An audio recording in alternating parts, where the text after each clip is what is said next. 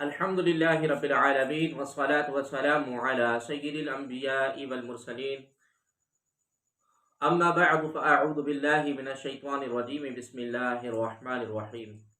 السلام علیکم ورحمۃ اللہ وبرکاتہ. ناظرین محترم، عید معراج النبی صلی اللہ علیہ وآلہ وسلم کی آمد ہے، تو اس کے متعلق آج ہم حاضر ہوئے ہیں.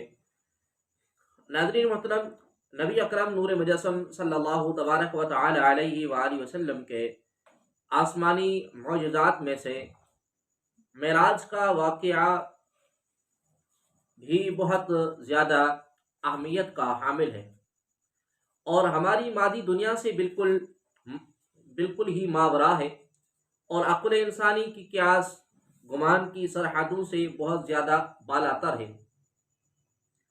معراج کا دوسرا نام اسرا بھی ہے. اسرا کے معنی رات کو چلانا یا رات کو لے جانا. چونکہ نبی اکرم نور مجسم صلی اللہ تبارک و تعالی علیہ وآلہ وسلم کے واقعہ معراج کو اللہ تبارک و تعالی نے قرآن مجید میں سبحان الذی اسرا بعبدہ لیلا کے الفاظ سے بیان فرمایا، اس لیے معراج کا نام اسرا پڑ گیا.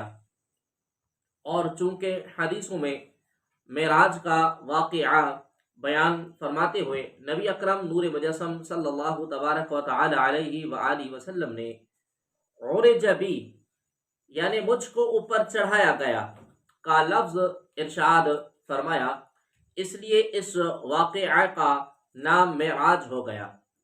نبوت کے 12ویں سال نبی اکرم نور مجسم صلی اللہ تعالی علیہ وآلہ وسلم معراج سے نوازے گئے. البتہ مہینے کے بارے میں اختلاف ہے، مگر زیادہ مشہور یہ ہے کہ 27ویں رجب کو معراج ہوئی. مکہ مکرمہ سے نبی اکرم نور مجسم صلی اللہ تعالی علیہ وآلہ وسلم کا بیت المقدس تک رات کے چھوٹے سے حصے میں تشریف لے جانا نص قرآنی سے ثابت ہے. اس کا منکر کافر ہے، اور آسمانوں کی سیر اور منازل قرب میں پہنچنا احادیث صحیحہ معتمدہ مشہورہ سے ثابت ہے، جو حد تواتر کے قریب پہنچ گئی ہیں. اس کا منکر گمراہ ہے. معراج شریف بحالت بیداری جسم اور روح دونوں کے ساتھ واقع ہوئی. یہی جمہور اہل اسلام کا عقیدہ ہے، اور اصحاب رسول صلی اللہ تبارک و تعالی علیہ وآلہ وسلم کی کثیر جماعتیں اور نبی اکرم صلی اللہ علیہ وآلہ وسلم کی جلیل القدر صحابہ کرام رضی اللہ تعالی عنہم اجمعین اس کے معتقد ہیں. آیات اور احادیث سے بھی یہی سمجھ آتا ہے، اور جہاں تک بیچارے فلسفیوں کا تعلق ہے جو علت اور معلول کے چکر میں پھنس کر عجیب اور غریب شکوک اور شبہات کا شکار ہیں، تو ان کے فاسد اوہام محض باطل ہیں. قدرت الہی کے سامنے وہ تمام شبہات محض بے حقیقت ہیں. بحوالہ تفسیر احمدیہ بنی اسرائیل، سورہ بنی اسرائیل آیت نمبر 1 صفحہ نمبر 505، روح البیان سورہ اسرا آیت نمبر 1 صفحہ نمبر 5، خزائن العرفان سورہ بنی اسرائیل آیت نمبر 1 صفحہ نمبر 525. احادیث اور سیرت کی کتابوں میں اس واقعے کو بہت کثیر تعداد صحابہ کرام رضی اللہ تعالی عنہم نے بیان کیا ہے. چنانچہ علامہ زرقانی رحمۃ اللہ تعالی علیہ نے 45 صحابہ کرام رضی اللہ تعالی عنہم کو نام گنایا ہے جنہوں نے حدیث معراج کو روایت کیا. بحوالہ المواہب لدنیہ والشرح زرقانی المقصد الخامس فی تخصیصہ، جلد نمبر 8 صفحہ نمبر 25 تا 27. ناظرین محترم، معراج شریف ایسا عظیم معجزہ اور مرتبہ ہے جو صرف اور صرف نبی اکرم نور مجسم صلی اللہ تعالی علیہ وآلہ وسلم کو عطا کیا گیا، اور کائنات میں آپ کے سوا کسی بھی نبی علیہ السلام کو ایسا معجزہ عطا نہیں ہوا۔ نبی اکرم صلی اللہ تعالی علیہ وآلہ وسلم کی بعثت کے بعد سے انسان کی خلائی پرواز اور کائنات کی وسعتوں میں جولائی اور ہر نئے دن اس میں ترقی کی مناسبت سے معراج کا معجزہ، جس کے سامنے ساری طاقتیں عجز ہیں، سرفراز کیا گیا، اور نبی اکرم صلی اللہ علیہ وآلہ وسلم کے سید الاولین والآخرین اور خاتم النبیین ہونے کی صداقت اور دلیل اور شہادت ہے۔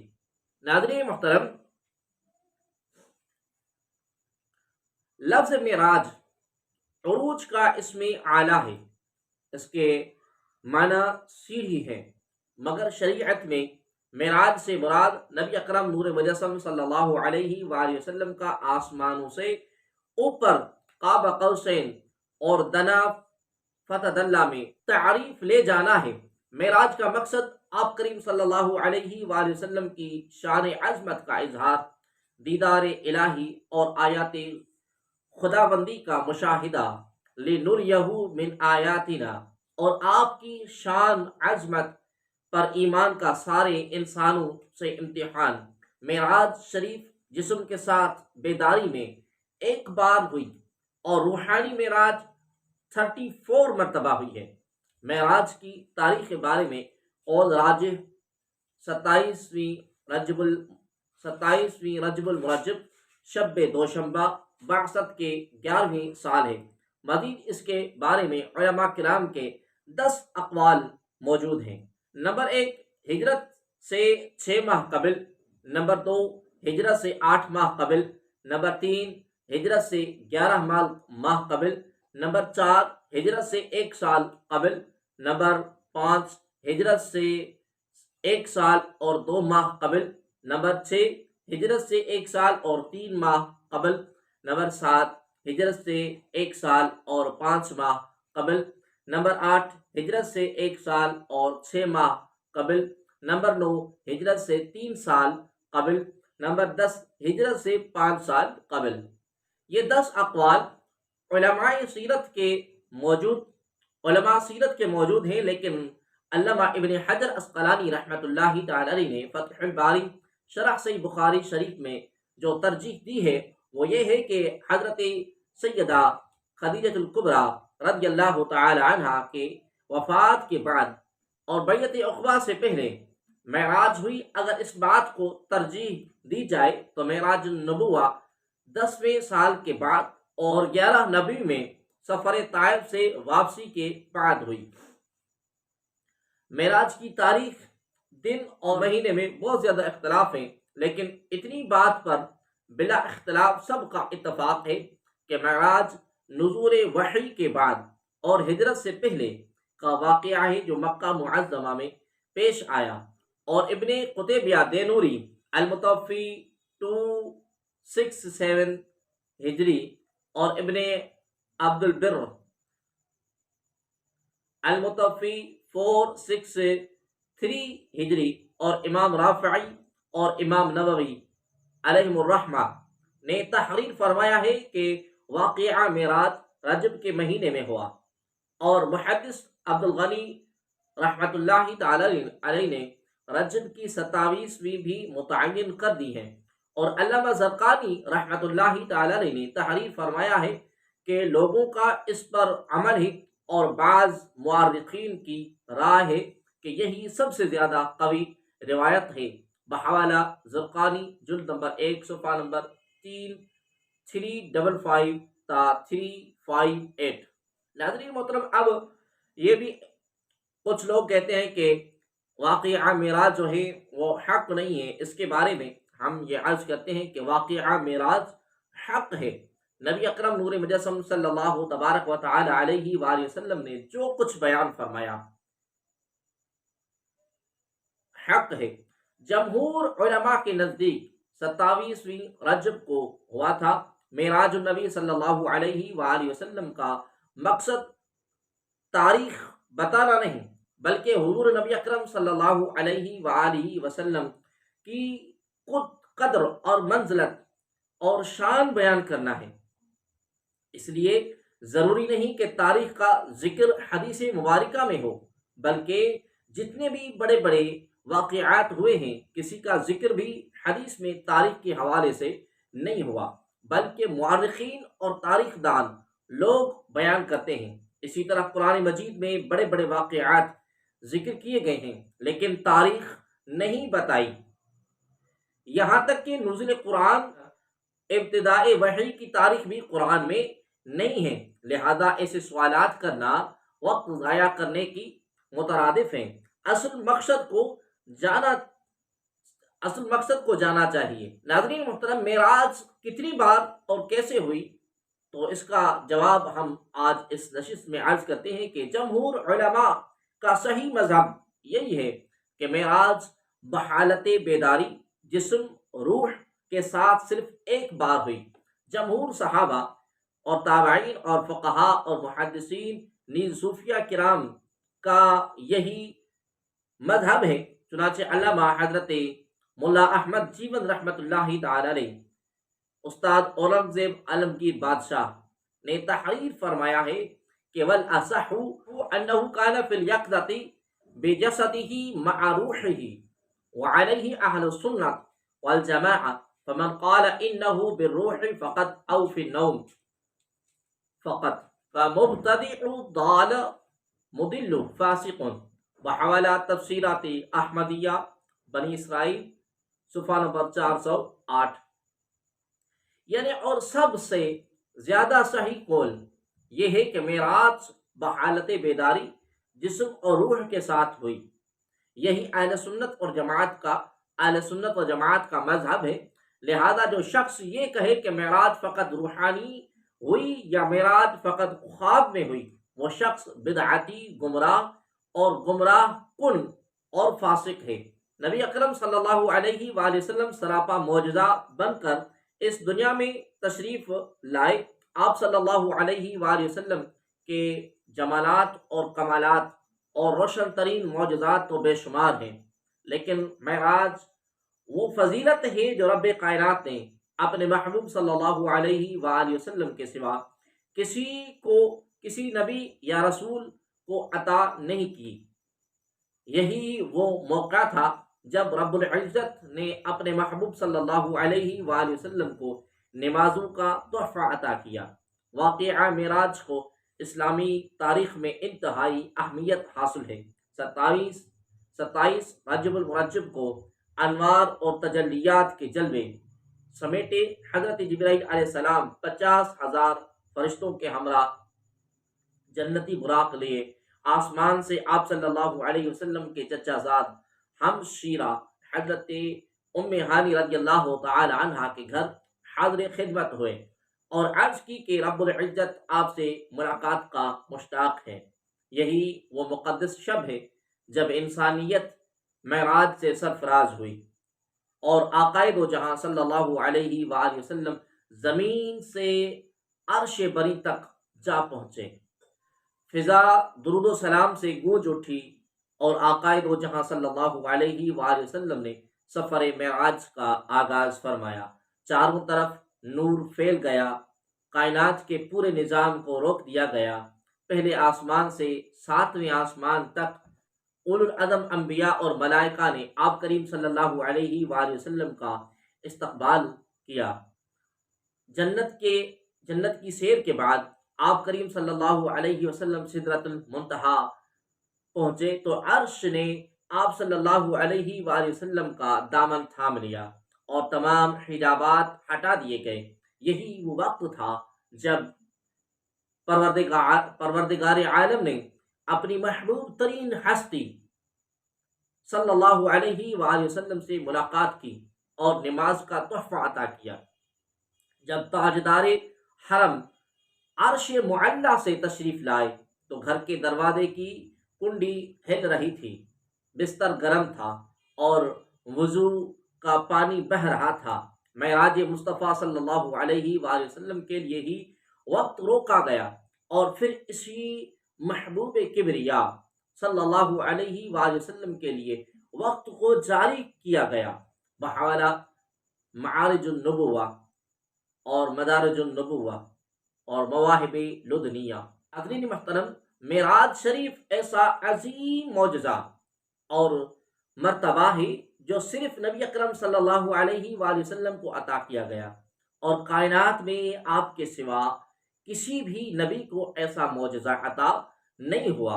حضور نبی اکرم صلی اللہ علیہ وآلہ وسلم کے کی بعثت کے بعد سے انسان کی خلائی پرواز اور کائنات کی وسعتوں میں جولانی اور ہر نئے دن اس میں ترقی کے مناسبت سے معراج کا معجزہ جس کے سامنے ساری طاقتیں عاجز ہیں سرفراز کیا گیا، اور یہ حضور نبی اکرم صلی اللہ علیہ وسلم کے سید الاولین والآخرین اور خاتم النبیین ہونے کی صداقت اور دلیل اور شہادت ہے۔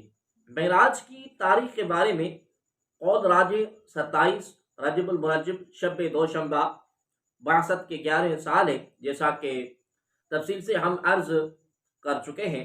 معراج شریف کے مدت سفر کی مقدار بیان نہیں کی گئی، اور یہ طے عرض کی صورت میں نہیں تھی، بلکہ حقیقت میں ساری مسافت طے کی گئی اور نہایت مختصر وقت میں۔ بستر گرم تھا، زنجیر ہل رہی تھی اور وضو کا پانی بہہ رہا تھا، جبکہ حضرت جبریل امین اور دیگر فرشتے جو حضور نبی اکرم صلی اللہ علیہ وآلہ وسلم کی خدمت میں حاضر ہوئے تھے، تو حضور کریم صلی اللہ علیہ وآلہ وسلم تو باعث تخلیق کون و مقام ہیں، اور آپ کے زیر حکم اور خادم مسخر ہیں۔ آپ کے لیے کیا آپ کے لیے کیا استحالہ ہو سکتا ہے کہ حضور صلی اللہ علیہ وآلہ وسلم کو حبیب قدسیہ میں پہنچ کر بھی امت کی فکر تھی؟ رب العزت کی طرف سے مراحم خسروانہ سے سرفرازی کی گئی کہ نماز کا تحفہ سورہ بقرہ کی آخری آیتوں کے ذریعے کبائر کی مغفرت کا وعدہ اور بشارت عظمی اور ہمیشہ عنایت اللہ کی فکر کرنے سے ترقی مدارج اور امت کو معراج کی راہ بتائی گئی۔ الصلاۃ معراج المؤمنین، معراج مبارک کا ثبوت قرآن مجید کے سورہ بنی اسرائیل میں سیر بیت المقدس تک، اور سورہ نجم میں معراج سماوات اور سیر ملکوتی اور مقام دنا اور تدلہ میں لقاء کا ذکر موجود ہے، اور احادیث شریفہ میں کئی صحابہ کرام سے معراج شریف کی روایت موجود ہیں۔ بیت المقدس تک سیر کا اگر کوئی انکار کرتا ہے تو کافر ہو جائے گا، اور آسمانی سفر کا انکار کرنا گمراہی، بدعتی اور بے دینی ہے۔ معراج شریف کا آغاز حضرت ام ہانی رضی اللہ تعالی عنہ کے مکان سے ہوا، اور اس کی انتہا مقام دنا اور تدلہ پر ہوئی، اور اس پورے سفر میں 3 سواریوں کے ذریعے 10 بلندیاں طے کی گئیں۔ براق پر بیت المقدس تک، برق کے ساتھ نورانی سیڑھی پر سدرہ تک، اور رف پر مقامی قاب قوسین تک۔ بعض نے 5 سواریوں کا ذکر کیا ہے، یعنی براق پر بیت المقدس تک، نورانی سیڑھی سے آسمانی دنیا تک، فرشتوں کے بازو کے ذریعے 7 آسمان تک، جبریل علیہ السلام کے بازو کے ذریعے سدرۃ المنتہا تک، اور رف سے قاب قوسین تک۔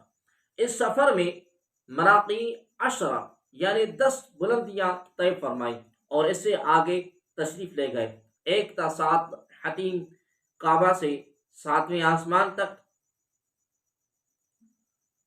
اور 8 سدرۃ المنتہا، 9 مستوی یعنی صریف الاقلام، 10 عرش اعظم بحوالہ تفسیر روح المعانی۔ سفر کا آغاز حضرت ام ہانی رضی اللہ تعالی عنہا کے مکان سے ہوا۔ رات میں جب ساری کائنات، ساری دنیا محو خواب تھی، حضرت ام ہانی رضی اللہ تعالی عنہا کے مکان کی چھت کھلی، اور حضرت جبریل امین، میکائیل اور اسرافیل علیہ السلام آئے۔ چھت کے ذریعے آنے میں یہ اشارہ تھا کہ آپ کو اوپر تشریف لے جانا ہے اور شق کے صدر ہوگا، اور یہ سفر خارق عادات ہے، مناجات ہے اور فوری روانگی ہے۔ آپ کو حتیم کعبہ میں لایا گیا اور چاہے زمزم کے پاس آپ کا سینہ انور کو چاک کر کے قلب مبارک کو سونے کی تشت میں رکھ کر آب زمزم سے دھو کر ایمان اور حکمت اور نور سے بھر دیا گیا، اور پھر سینہ مبارک کو برابر کر دیا گیا۔ آپ کا سینہ مبارک طفولیت سے معراج مبارک تک 4 مرتبہ چاک کیا گیا، اور بعض حضرات کہتے ہیں کہ 5 مرتبہ چاک کیا گیا۔ براق لایا گیا تھا، اس پر آپ سوار ہوئے۔ براق نے شوخی کی، اور اس کا شوخی کرنا حضور اکرم صلی اللہ علیہ وآلہ وسلم کی سواری کے شرف پانے پر ناز اور فخر کی وجہ سے تھا۔ قیامت کے دن آپ کے شرف رکوب کا وعدہ حاصل کرنے کی عرضی سے اس کی اور بھی وجوہ بیان کی گئی ہیں۔ براہ مدینہ طیبہ و طور سینا آپ بیت المقدس پہنچے، اور براق کو ایک پتھر کے کلابہ سے باندھ دیا گیا۔ تمام انبیاء کرام علیہ السلام اور فرشتے جمع تھے۔ آپ نے 2 رکعت نماز پڑھائی اور سب نے آپ کی اقتداء کی۔ بعض کہتے ہیں کہ آپ نے بوقت واپسی بھی امامت فرمائی، اور یہ فجر کی نماز تھی۔ پھر دودھ اور شراب کے پیالے پیش کیے گئے، آپ نے دودھ کو اختیار فرمایا۔ اب بیت المقدس سے آسمانوں کا سفر شروع ہوا۔ بیت المقدس تک کے سفر کو اسرا کہتے ہیں۔ جس کے بیت المقدس سے آسمانوں کا سفر شروع ہوا، آپ کے لیے نور کی خصوصی سیڑھی رکھی گئی۔ انبیاء علیہ السلام استقبال کے لیے اپنے اپنے مراتب کے اعتبار سے آسمانوں پر پہنچ گئے، اور انبیاء علیہ السلام کی روانگی محققین کے پاس اپنی اجساد بدنیہ کے ساتھ ہوئی۔ تمام آسمان اور ملائے اعلیٰ پر ہر طرف آپ کی آمد کا اعلان ہو چکا تھا، اور سب آپ کے انتظار میں تھے۔ انبیاء علیہ السلام اور تمام فرشتے اپنے اپنے مرتبہ کے اعتبار سے استقبال کے لیے مختلف آسمانوں پر کھڑے تھے۔ ہر آسمان پر آپ کے استقبال کے لیے دروازہ کھولے جانے سے پہلے آداب استقبال کے مطابق دربانوں نے آپ کی تشریف آوری کے بارے میں سوالات کیے۔ یہ اس لیے بھی کہ یہ دروازے صرف حضور نبی اکرم صلی اللہ علیہ وآلہ وسلم کے لیے تھے، لیکن آپ کے ہم رقاب حضرت جبریل امین تھے، اور وہ دروازہ کھلوا رہے تھے۔ آسمان اول پر حضرت آدم علیہ السلام، دوم پر حضرت یحییٰ علیہ السلام، تیسرے پر حضرت یوسف علیہ السلام، چوتھے پر حضرت ادریس علیہ السلام، پانچویں پر حضرت ہارون، اور چھٹے پر حضرت موسیٰ علیہ السلام، اور ساتویں پر حضرت ابراہیم علیہ السلام استقبال کے لیے منتظر تھے۔ ہر پیغمبر علیہ السلام نے سلام اور تحیت کے بعد مرحبا فرما کر استقبال کیا۔ حضرت آدم اور ابراہیم علیہ السلام نے مرحبا بابن صالح، اور دیگر تمام پیغمبروں نے مرحبا بالاخ صالح فرمایا۔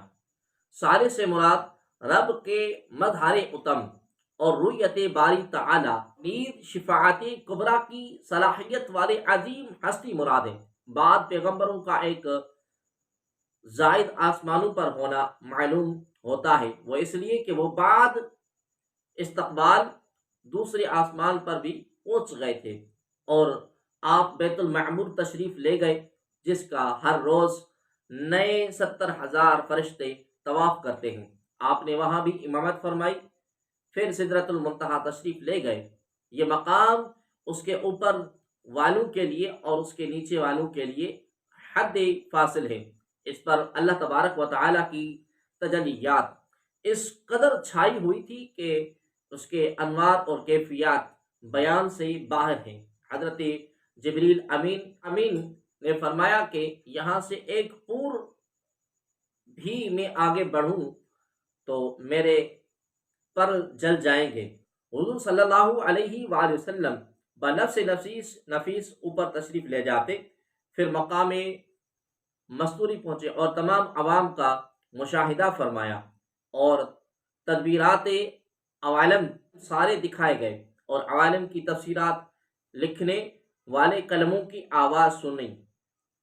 تمام مراتب اعلیٰ پر عروج پر ترقی کے بعد قرب خداوندی کی طرف سفر شروع ہوا۔ اس سے اوپر عرش معلی اور مقام قاب قوسین اور دنا اور تدلا تک پہنچے، جہاں کوئی مقرب فرشتہ بھی نہیں پہنچ سکتا۔ اللہ تبارک و تعالی سے ہم کلامی اور رؤیت باری تبارک و تعالی کا شرف عطا ہوا۔ آپ کے سوا کسی کو اس دنیا کی زندگی میں رؤیت کا شرف حاصل نہیں ہوا۔ بعض حضرات کہتے ہیں کہ رؤیت باری تبارک و تعالی کا ثبوت نہیں ہے، ان کا مطلب احاطہ کا انکار ہو سکتا ہے، کیونکہ ذاتی خداوندی کا احاطہ نہیں ہو سکتا۔ اس سے روایتوں میں کوئی اشکال باقی نہیں رہتا۔ بارگاہ احدیت میں پہنچ کر آپ کی نگاہ ہٹی نہیں، اور آداب کے زینے سے تجاوز بھی نہیں کی۔ آپ نے آداب کی تحیہ پیش کی، اور التحیات للہ والصلوات والطیبات کے ذریعے حمد اور ثنا فرمائی۔ جواب میں رب العزت کا ارشاد ہوا، السلام علیک ایہا النبی ورحمۃ اللہ وبرکاتہ۔ پھر اس پر حضور نبی اکرم صلی اللہ علیہ وآلہ وسلم نے السلام علینا وعلی عباد اللہ الصالحین کے ذریعے ساری امت اور فرشتوں کو اس سلامتی میں شامل فرمایا۔ تو فرشتوں نے اشہد ان لا الہ الا اللہ واشہد ان محمدا عبدہ ورسولہ کے ذریعے آپ کی جانب اقدس میں ہدیہ تشکر پیش کیا، اور اسی اتحیات کو نماز میں شامل کر دیا گیا۔ اس میں اب یہ بحث ہے کہ نماز میں تحیہ اور سلام بطور حکایت ہیں یا انشائی۔ در حقیقت یہ انشاء ہے، اس میں کوئی استحالہ نہیں ہے۔ رب تبارک و تعالی اور حضور صلی اللہ علیہ وآلہ وسلم میں مناجات ہوتی رہی۔ فَأَوْحَى إِلَىٰ عَبْدِهِ مَا أَوْحَىٰ، اور امت کے لیے 50 نمازوں کا اعلان کیا گیا۔ اس موقع پر نبی اکرم اس موقع پر نماز کی فرضیت سے اس بات کی طرف اشارہ ہے کہ نماز مسلمانوں کے لیے معراج ہے۔ پھر حضرت موسیٰ علیہ السلام نے تخفیف کے لیے خواہش کی تو آپ 9 مرتبہ بنفس نفیس تشریف لے گئے۔ ہر بار 5 نمازیں تخفیف ہوتی رہیں، اور صرف 5 نمازیں قائم رہیں، جن کو 50 کے برابر قرار دیا گیا۔ اس میں حضرت موسیٰ علیہ السلام دیدار الہی کے انوار کا بار بار مشاہدہ کرتے رہے۔ دنیا میں انہوں نے درخواست کی تھی کہ رب ارنی انظر الیک، اور یہ ان کی بڑی تمنا تھی، لیکن اللہ کریم نے ارشاد فرمایا لن ترانی، کہ وہی موسیٰ علیہ السلام آپ نے دیدار الہی کے انوار کا بار بار مشاہدہ کرتے رہے۔ ناظرین محترم، حضور صلی اللہ علیہ وآلہ وسلم نے اس سفر عروج اور سیر ملکوتی میں آیات کبریٰ اور جنت اور دوزخ، حوض کوثر اور سدرہ سے نکلنے والی 4 نہریں جو دنیا میں آ رہی ہیں، نیل، فرات، سیحان اور جیجان، اور تمام عوالم کا مشاہدہ فرمایا۔ معراج کی واپسی اسی راستے سے ہوئی، اور بیت المقدس سے مکہ معظمہ کے لیے روانہ ہوئے۔ راستے میں قریش کے قافلے ملے جو مکہ معظمہ کو آ رہے تھے۔ سواری براق جب وہاں سے گزری تو اس کی تیز رفتاری سے قافلہ کے اونٹ منتشر ہو گئے، اور ایک قافلہ کا اونٹ بدک کر گر پڑا اور اس کی گردن ٹوٹ گئی۔ ایک قافلے کا اونٹ گم ہو گیا تھا، تلاش کر کے اس کو لایا گیا۔ آپ صبح سے پہلے مکہ معظمہ پہنچ گئے، اور صبح میں آپ نے اہل مکہ کو اپنے سفر معراج کی خبر دی، اور مقام روحہ میں قافلوں کے پاس سے گزرنے اور ان کے واقعات کی خبر دی، اور فرمایا کہ یہ قافلے 4 شنبہ کے شام تک پہنچ جائیں گے۔ اہل مکہ نے اس بات کا مذاق اڑایا، مگر حضرت سیدنا ابو بکر صدیق رضی اللہ تعالی عنہ نے فوراً تصدیق کی، اور تمام مسلمانوں نے بھی تصدیق کی۔ کفار اس واقعے کی صداقت جاننے کی غرض سے بیت المقدس کے حالات اور اس کے ستون دریافت کرنے گئے، اور آپ نے تمام سوالوں کے جوابات پوری تفصیل سے بیان کر دیے۔ جہاں چار شنبہ کا دن گزر رہا تھا مگر قافلے ابھی تک نہیں پہنچے تھے، آپ نے سورج کو رک جانے کا حکم دیا، جس کو حبس شمس کہتے ہیں، اور مغرب سے پہلے پہلے قافلے پہنچ گئے، اور ہر بات آپ کی صحیح ثابت ہوئی۔ مزید ہم انشاءاللہ العزیز اگلی پوسٹ میں عرض کریں گے۔ اللہ کریم آپ کا اور ہمارا حامی اور ناصر ہو، اور حضور عالم نور مجسم صلی اللہ علیہ وآلہ وسلم کا پکا سچا غلام اور امتی بنا، آمین۔